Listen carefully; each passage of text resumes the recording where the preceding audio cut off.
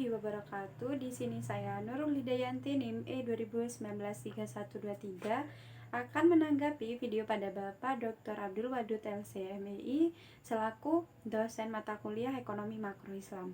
Baik, di sini saya akan menjelaskan tentang ekonomi terbuka dalam perspektif ekonomi atau biasa disebut dengan ekonomi 4 sektor. Perekonomian terbuka adalah perekonomian suatu negara yang terlibat luas dalam perdagangan antar negara.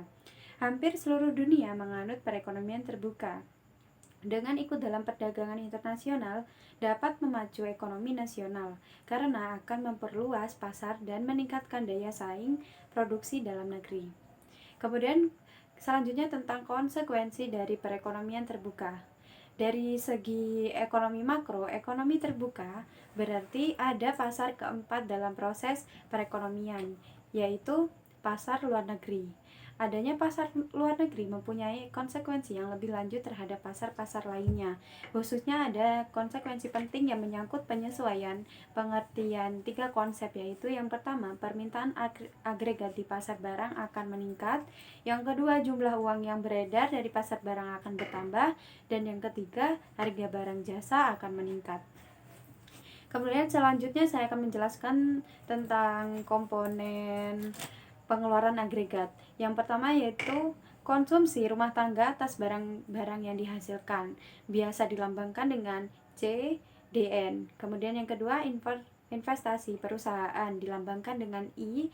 Dan yang ketiga, pengeluaran pemerintah atas barang dan jasa yang diperoleh dalam negeri, biasa dilambangkan dengan G. Kemudian ekspor dilambangkan dengan X dan impor dilambangkan dengan M, sehingga dapat dirumuskan dengan AE sama dengan CDN ditambah I ditambah G ditambah dalam kurung X min M. Kemudian selanjutnya tentang faktor penentu ekspor. Yang pertama, apabila barang tersebut diperlukan negara lain dan mereka tidak dapat memproduksi barang tersebut atau produksinya tidak dapat memenuhi keperluan dalam negeri. Kemudian yang kedua, mutu barang. Yang ketiga, cita rasa masyarakat luar negeri terhadap barang yang diekspor. Dan yang keempat yaitu kemajuan teknologi dan ekonomi negara. Kemudian selanjutnya faktor penentu impor. Yang pertama, tingkat pendapatan negara. Yang kedua, inflasi dalam negeri. Yang ketiga, kemampuan suatu negara untuk membuat barang. Dan yang keempat, cita rasa konsumen. Kemudian selanjutnya tentang keseimbangan perekonomian terbuka.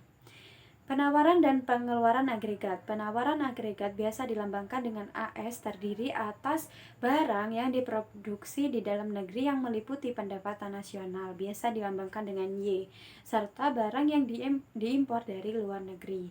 Persamaannya yaitu AS sama dengan Y plus M.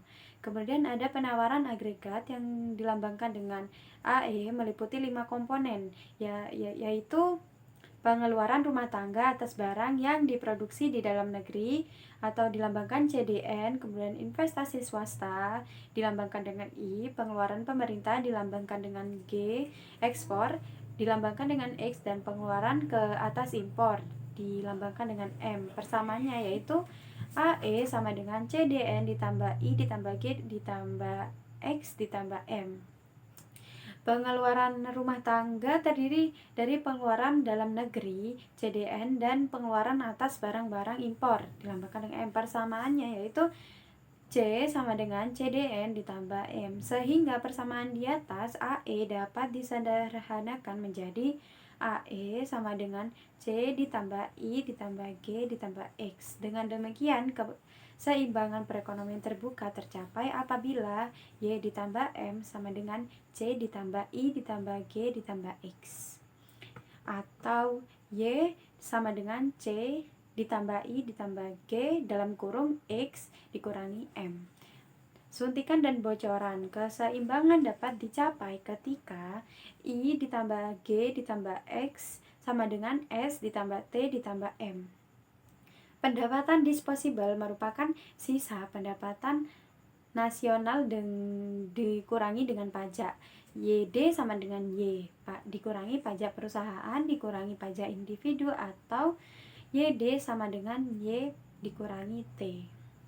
Kemudian yang terakhir tentang perekonomian terbuka pada sistem ekonomi Islam. Menurut Manan 1997-288, prinsip dasar yang telah ditetapkan Islam mengenai perdagangan dan niaga adalah tolak ukur dan kejujuran, kepercayaan dan ketulusan.